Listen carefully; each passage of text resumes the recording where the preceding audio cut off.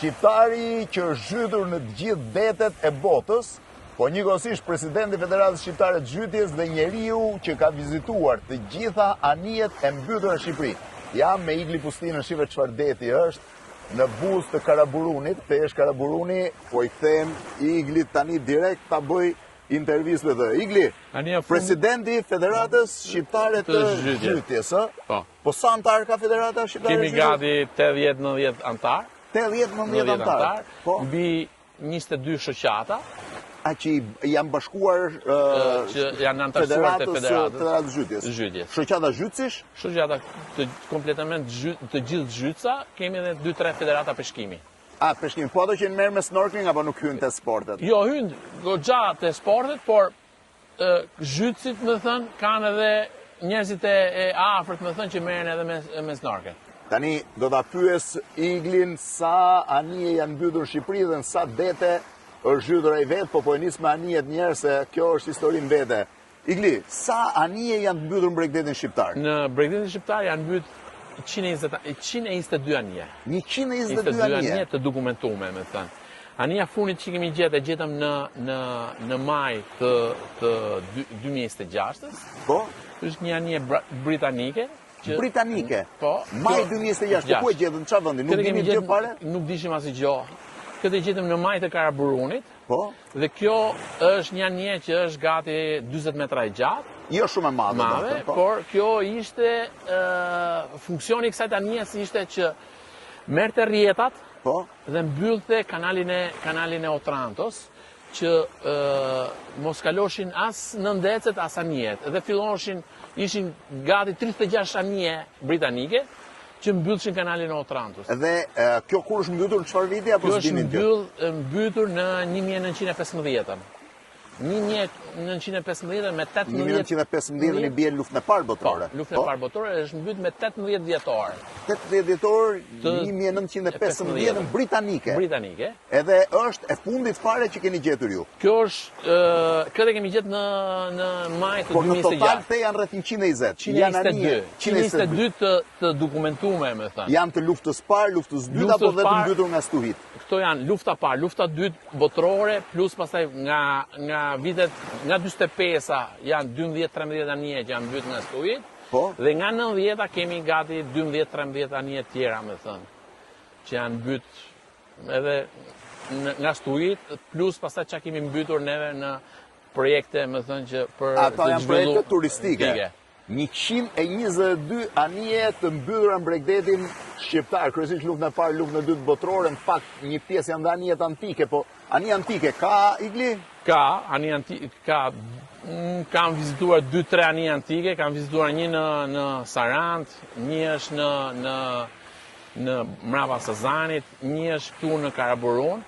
Por janë betje se janë goxha... Janë dekompozuar me kalimin e kohës. Kush është anija më e madhe e mbytur në Shqipëri? Anija më e madhe dhe më famosja është anija hospitaliere, që është anija që është mbytur në gjirin e... Po, duket quajnë? Po. Që është mbytur në gjirin e Vlorës, me thënë. Sa e gjatë është ajo? është 122 metra dhe është me 7 kate kjo. Po. Dhe është e mbytur në 36 metra ujë, zhytja... Që u bëga me çdo zhytës normal, po? Dhe zhytja zhvillohet gjithë nga 18 deri në 22 metra, është brenda sigurisë... Nga 18 deri 22 metra mund zhytesh, Historia anijes po është e famshme, në të ka qenë dhe vajza e Mussolinit, Eda Mussolini dhe nusja e Kontit Ciano, ministrit jashtëm të Italisë fashiste të asaj kohe. Në fakt, ajo është mbytur se eksaktësisht ato ditë se anijet spitaliere në fakt në luftë nuk lejohen mbyten. Mussolini ndodhej në Shqipëri.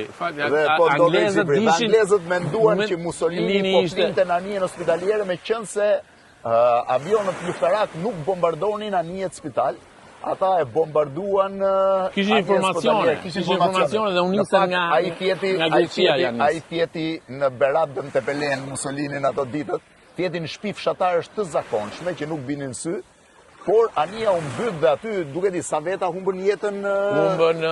Humbën 3 infermiere të Kryqit Kuq humbën jetën dhe mbi 12 kështu punojës të kaldajave, marinar. Të tjerë të arritën të shpëtojnë. Në shpëtun të gjithë, dolen të gjithë në breg me natë. Po anija e mbytur në Sarand? Ajo është anija Propitas, është një nga perlat më të bukura që kemi, me thënë, është nga 18 metra deri në 2 metra. Ajo është mbyt në 43-shin duket. Në 43-shin, në bazë kapitullimit. E ke vizituar atë? Po. Si duket? Shumë interesante, shumë e bukur. Është e bukur, ë? Shumë, për çdo zhyt, dhe zhycat me snorkel dhe zhycat me bomla. Është duke edhe me snorkeling bëhet, ë? Nga snorkel është, me thënë, ti vetëm t'ule shkokën dhe tecash. Ajo ishte një prej anijeve që e mbytën në fakt gjermanët, sepse nuk pranonin që italianët të iknin në shtëpi një Stukas, kam përshtypjen gjerman e bombardoi. Ndërkohë, ishte regione ishte këto alpinat që ishin në zonën e përmetit. Në zonën e përmetit që po u ktheshin dhe këto pastaj nga 5 anije 4 u nisën dhe kjo ngeli se kishte një problem. Po në anija austro-hungareze ka? Anijet austro-hungareze janë të gjitha në veri të Shqipërisë, më thënë, ndodhen nga Kepi i Rodonit dhe në Shëngjin. Dhe anije austro-hungareze janë mbi 7-8 anije. 7-8 janë? Dhe më e famozja është kjo anija Linz. Anija Linz është... Ku është? është në majtë të Kepit të Rodonit. Në majtë të Kepit të Rodonit. Po. Dhe dallohet? është në 38 metra, 38 metra. Kur janë urat e pastra është... Vizibël dhe me sy, Jo me sy, po në dive-in është shumë interesante. Ndërkohë, ti je zhytur në gjithë oqeanet e botës? Unë jam zhytur në gjithë oqeanet e botës, edhe në për dete të ftota dhe të ngrota. Çdo të thënë ftota të ngrota? Kemi bërë zhytje në për pjesën e akullnajore, më thënë. Akullnajore? Po, janë ca që hapi një grop në det, më thënë, dhe zhytesh ke këtë sensacionin që ti zhytesh poshtë akullit, dhe do shkosh nga pika A te pika B, dhe ajo është një psikologjisht shumë... Igli, kush është vendi më i bukur për të zhytur në botë? Për mu, unë e kam thënë gjithmonë që Polinezia është vendi më i bukur në botë. Bora Bora? Bora Bora, Rangiroa, pse... Ti ke vizitu gjitha? Të dyja. Ka shumë peshq, ka... Aty shef mallësinë e peshkut, me thënë, nuk shef 1 ose 2 peshk, por shef 30, 50, 100. Po në Shqipëri kush është vendi më i bukur për të zhytur? Karaburuni. Karaburuni, pse? Kanë gjyra, ujrat janë pastra, ndriçimi është shumë i bukur. Shqipëve si janë këto ujrat këtu më, është e pa mundur ta mendosh se sa e bukur është kjo pjesë. Shifini, edhe kur i lëshon lopatat se si rrin në këtë pjesë të Bregdetit që shkon drejt Karaburunit. Kur shef ngjyrat, më thënë edhe në 20-30 metra që dallon edhe verdhën edhe kuqen edhe jeshilen. Shifini ngjyrat basnesh. Janë gjëra spektakolare. Është e vërtet që këtu kjo bojqellja këtu shme quhet Celeste di Palasa për italianët? Po, e vërtet. E kanë vendosur italianët. Nga mua dhe Igli Pustina, tani ne kemi punë. Mirupafshim.